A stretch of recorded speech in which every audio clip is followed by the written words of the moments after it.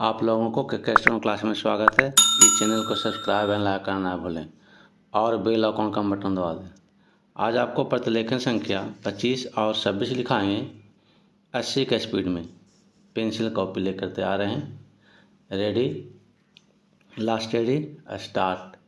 उपाध्यक्ष महोदय, आज स्वतंत्र भारत में जब हिंदी इस देश की राष्ट्रभाषा घोषित हो चुकी है, अब संघर्ष अथवा विरोध का समय नहीं रहा।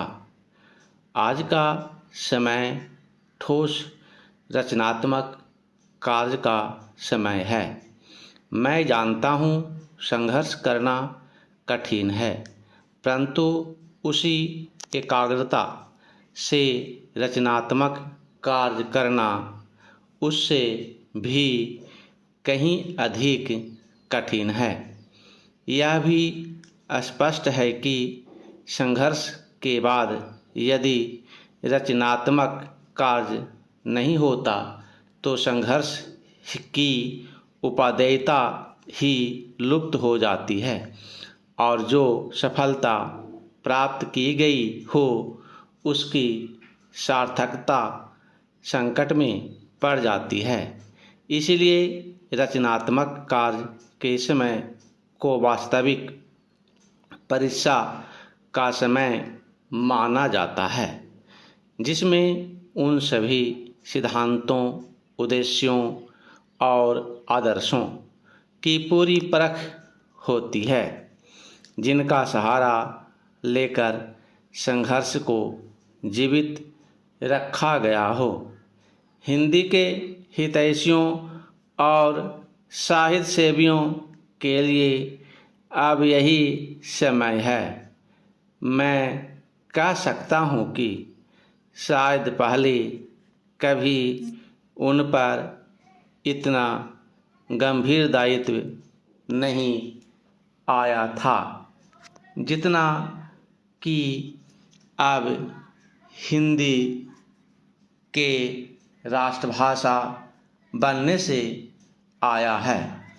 समस्त राष्ट्र ने सर्वसम्मति से हिंदी भाषा का जो मान किया है और हमारे संविधान ने उसे जो स्थान दिया है वह हम सब के लिए एक सद्भावनापूर्ण चुनौती के समान है।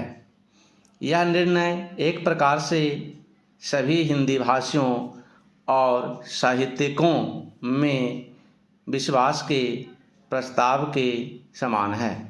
इस आदर को हम कैसे निभाएं जिससे विभिन्न प्रादेशिक भाषाओं के बोलने वाले प्रतिनिधियों द्वारा किए गए उक्त निर्णय के औचित्य को सिद्ध कर सकें।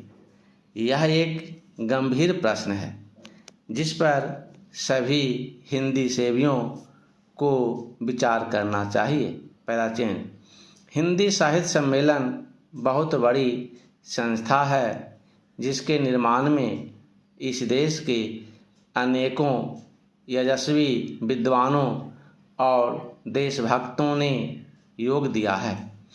मैं समझता हूँ कि यद्यपि सम्मेलन की स्थापना हिंदी के प्रचारार्थ हुई थी, इसे हिंदी भाषी क्षेत्रों में प्रादेशिक भाषाओं के प्रचार का कार्य भी अपने हाथ में ले लेना चाहिए। इससे एक ओर हिंदी और दूसरी भाषाओं में पारस्परिक आदान प्रदान बढ़ेगा और दूसरी ओर सम्मेलन का आधार भी अधिक व्यापक हो जाएगा। मेरे विचार से यह कार्य राष्ट्रीय साहित्य, हिंदी भाषा और हिंदी साहित्य सम्मेलन तीनों के हित की दृष्टि से उचित होगा।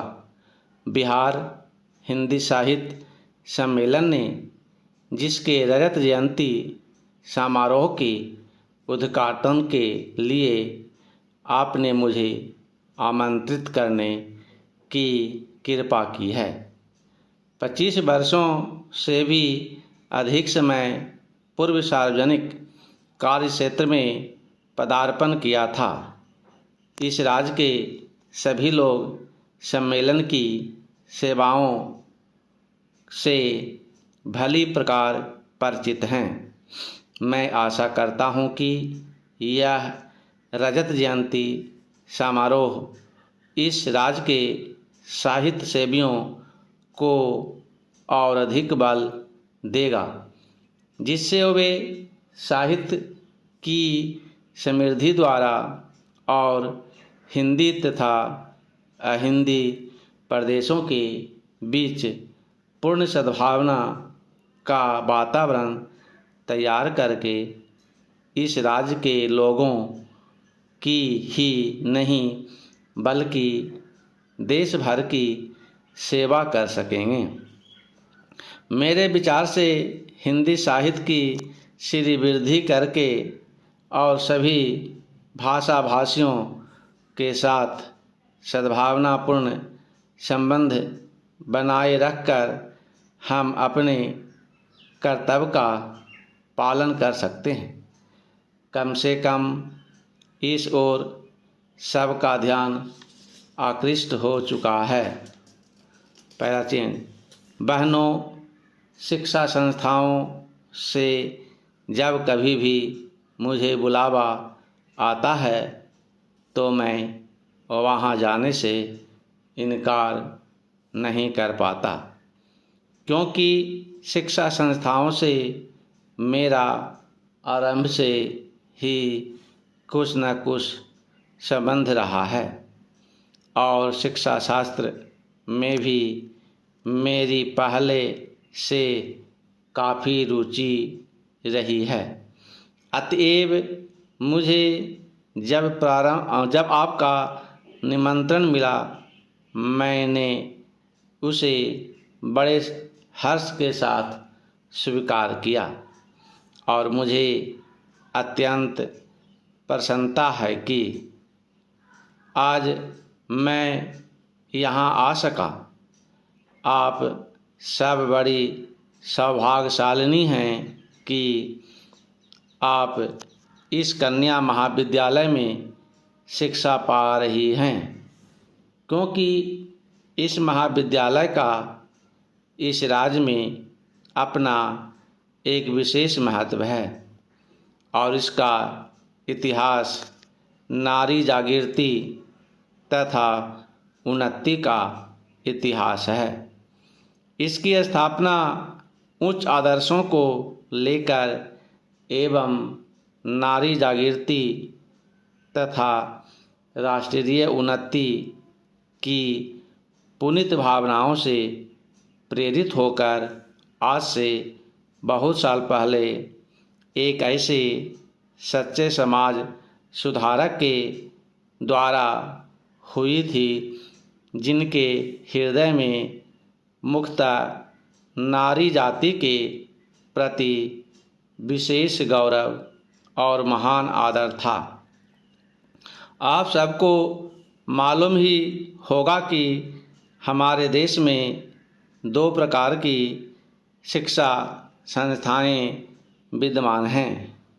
एक तो वे जो अंग्रेजी शासकों द्वारा अपने उद्देश्यों की पूर्ति के लिए स्थापित की गई थीं और दूसरी वे जो स्वतंत्र रूप से राष्ट्र प्रेमियों द्वारा राष्ट्रीय भावनाओं से ओतप्रोत होकर अपने देश की संस्कृति एवं सभ्यता को पुनर्जीवित एवं पुनः स्थापित करने के उद्देश्य से स्थापित की गई थी।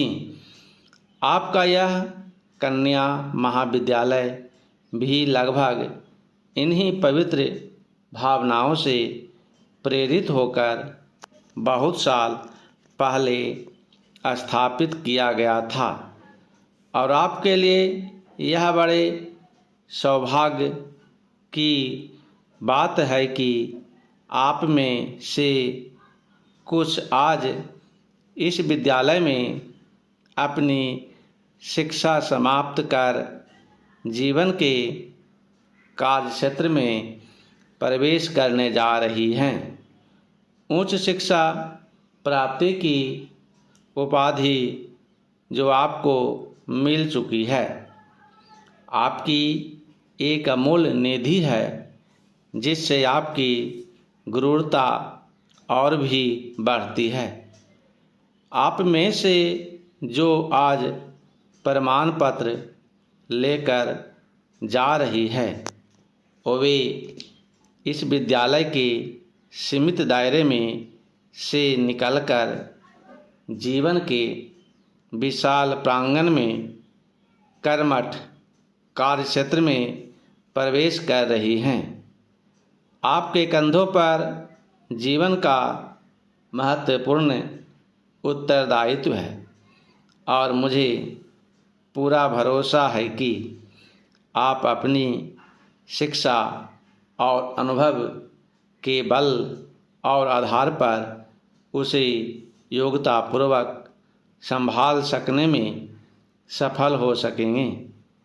अब तक आपका विद्यार्थी जीवन रहा, अब आगे आपका व्यावहारिक एवं क्रियात्मक जीवन रहेगा और आपको अपने जीवन के कार्यक्षेत्र में अनेक समस्याओं का सामना करते हुए आगे बढ़ना है।